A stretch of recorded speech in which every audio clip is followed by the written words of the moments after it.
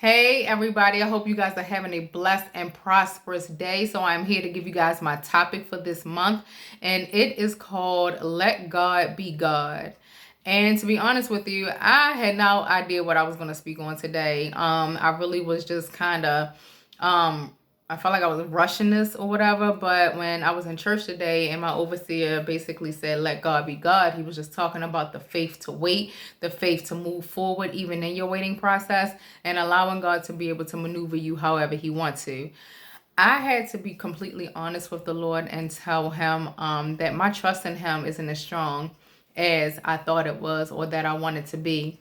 And that came with past decisions and past experiences that I had with people that I ended up putting the lack of trust in people. I put it in my relationship with the Lord. And he told me, he said, Cynthia, your trust in me isn't as strong as you think it is. And, I told God, I trust you in this. I trust you now with my money. I trust you now in my relationships. But, I don't know if I trust you in my marriage. I don't know if I trust you in choosing my spouse. Ooh, Jesus. I felt that. I don't know if I trust you in choosing the career path that you have for me. And I don't know if I trust you in certain areas of my life. And I need you to help me with that, Lord, especially when it comes to my marriage. I've been in experienced situations with people being married that they didn't last long. Or even if they did, not necessarily saying that there wasn't, I don't know what it was. I don't know what it was, but I told God, I said, I want to be able to trust you with choosing my spouse. Because I've heard certain situations when it came to marriages where that spouse was like, I didn't want him, or I didn't want her, and God was like, that's your spouse. Like, I don't, and I was like, was that really God? Did you have discernment to know that that was him? If it was him, did you have to humble yourself and come up to submission, like come under submission, or did you have the spirit of discernment to go to God and really know? And then as they, some people, they like, as they went on, they like, we made mistakes, but we could have, altered it had we listened to God in this way or whatever. And I'm like, some of the stories that I've heard, it kind of took me away from even trusting the Lord, even when it came to my husband.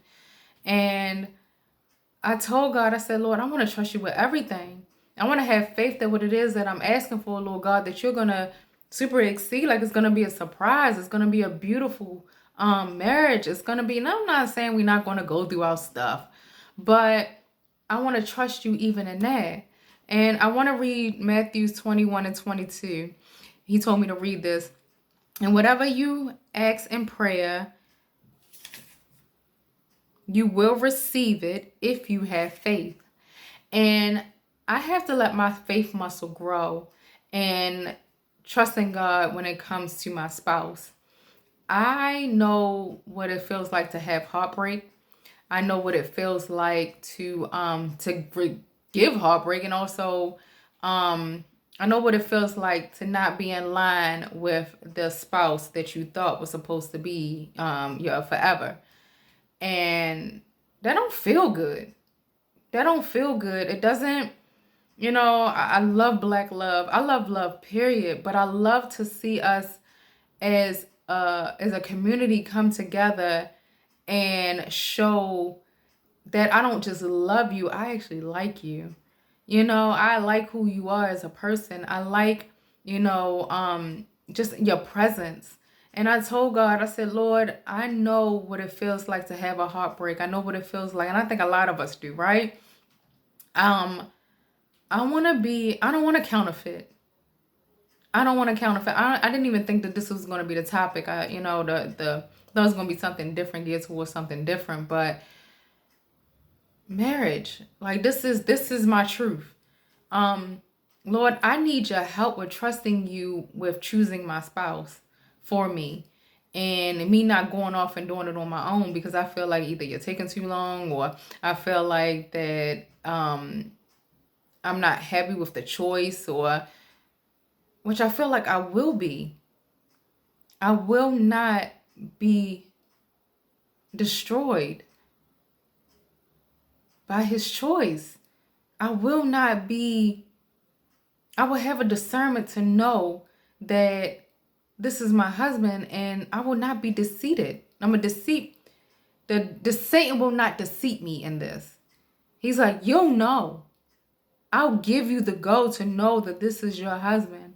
So I want you guys, single women, single men who are seeking to be committed to a spouse, to raise a family, to have that connection where it's your best friend, and you're at a place where you are, you're comfortable, and but not too comfortable, because you still have to, date and continue to get to know each other, because we all revolve and we all grow, right? We all evolve and we all grow. But even in your walk, like, don't allow Satan to bring you a counterfeit. Don't allow Satan to mess with your mind and have you think that God is not seeing your heart's desire and wanting it to manifest in your life, because he does. And I feel like we have to be equally yoked with our significant other, and that God knows us more than we know ourselves. So he's not going to send you a counterfeit. He's not going to send you somebody who he sees is going to destroy your life. If anything, he's going to help uplift you, and she's going to help uplift you. I know I'm talking about the women, but women, men, women, you're going to have a spouse who's going to uplift you if you do it the right way. And men, you're going to have a woman to uplift you as well if you do it the right way. I want to experience love like I've never experienced in my life. I know with marriage, it's going to have its situations, its ups and downs, and we're not going to always agree, and we may have our altercations, but the core, for one, is the Lord, is love. I like him, and I believe that God is telling me, like, trust me in this. Trust me in a situation that your spouse is going to be, it's going to be an experience. It's going to be a surprise. It's going to be magical. And I have to trust and believe that it's coming. It's coming, and it's going to be a purpose partner, he's going to be the love of my life. He's, besides, because God is the love of my life, because I ain't never going to put no man before God. But it's going to be a surprise. And I want you guys to look at, if you're single and you're looking to get married, and God is, changing your heart and changing your mind and renewing you and, growing you up, know that this is just a stepping stone to get to your purpose partner, your love, your comfort, your joy. I mean, you still have joy and peace, because don't ever let nobody bring you happiness. They just add happiness to you. They add joy to you. You have to have that within yourself. But I want you guys to understand that God has a purpose and a plan for all of us. So let God be God, even in your purpose partner. I'm going to give it to him. And I hope you guys do the same. I will see you guys next month for my topic. And I hope you guys have a blessed and prosperous day. Peace out.